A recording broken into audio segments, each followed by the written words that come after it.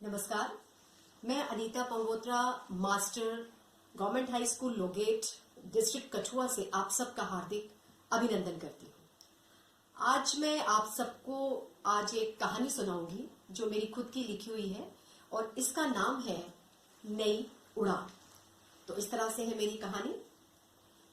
आधी रात के करीब 1:30 बज रहे होंगे। राज अपने ऑफिस से अब घर के लिए निकल रहा था।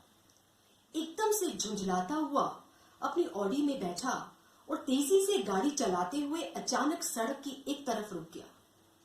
अपने आप से ही जैसे नाराज था, खींच के साथ गाड़ी से बाहर निकला और सड़क के किनारे एक लंबी सांस भरता हुआ बैठ गया। सोचने लगा कि आज क्या नहीं है उसके पास। लाखों की आय वाली नौकरी, ऐशो आराम, नौकर चाकर, क्या नहीं है। फिर भी जीवन में अजीब सा खालीपन है, जैसे अभी भी संतुष्टि नहीं है। बैठे बैठे अपने अतीत में चला गया, जब एक छोटे से कमरे में जिसकी छत से बरसात का पानी टपकता था और छोटे छोटे बर्तन उन बूंदों के नीचे रख दिए जाते थे। राज और उसकी बहनें पास बैठकर उन बूंदों को बर्तन में जमा होते यूं देखते थे मानो उसमें पानी नहीं सिक्के गिर रहे हों। आपस में होड़ लगी रहती कि किसका बर्तन पहले भरता है।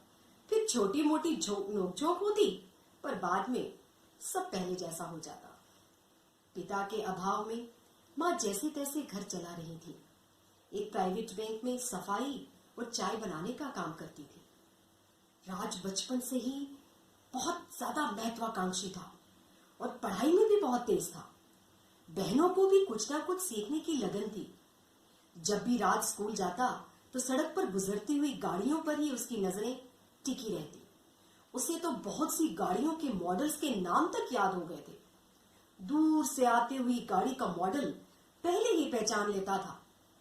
घर पर सब थोड़ा जरूर खाते थे, परंतु खुश रहते थे। हर छोटी से छोटी खुशी भी असीम आनंद देती थी। गली मोहल्ले में दोस्तों से भी कभी कभी कहासुनी हो जाती, पर कोई दिल पर नहीं लेता था। कुछ ही पल में फिर सब पहले जैसा हो जाता था। समय का पहिया चलता रहा। राज और उसकी बहनें अब जवान हो रहे थे।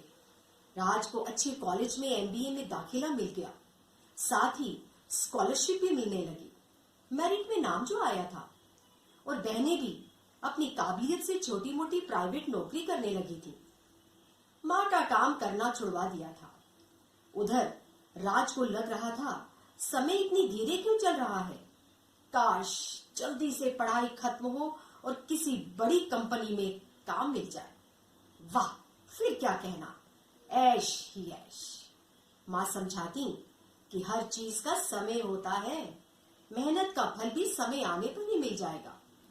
पर राज की सोच को तो जैसे पंख लग गए थे।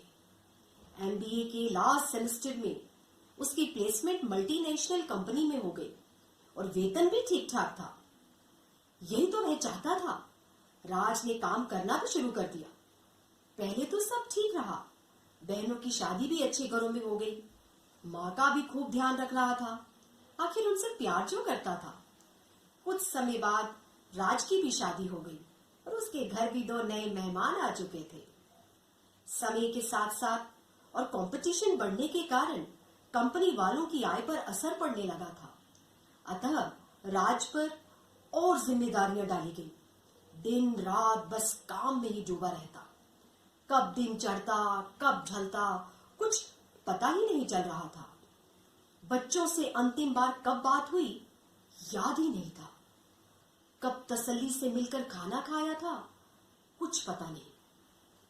बस इसी उधेड़-बुन में पूरी रात निकल गई, जो राज ने सड़क के किनारे ही निकाल दी।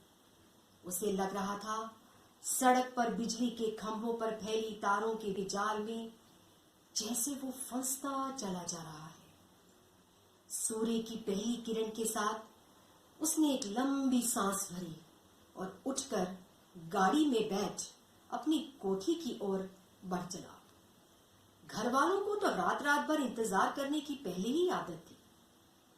घर पहुंचते ही सबसे पहले माँ के कमरे में गया और माँ को गले लगाया। उनका हाल जाना। माँ हैरान हो गई। फिर बच्चों के पास गया, उन्हें प्यार किया और कहा, आज हम अब एक साथ नाश्ता करेंगे।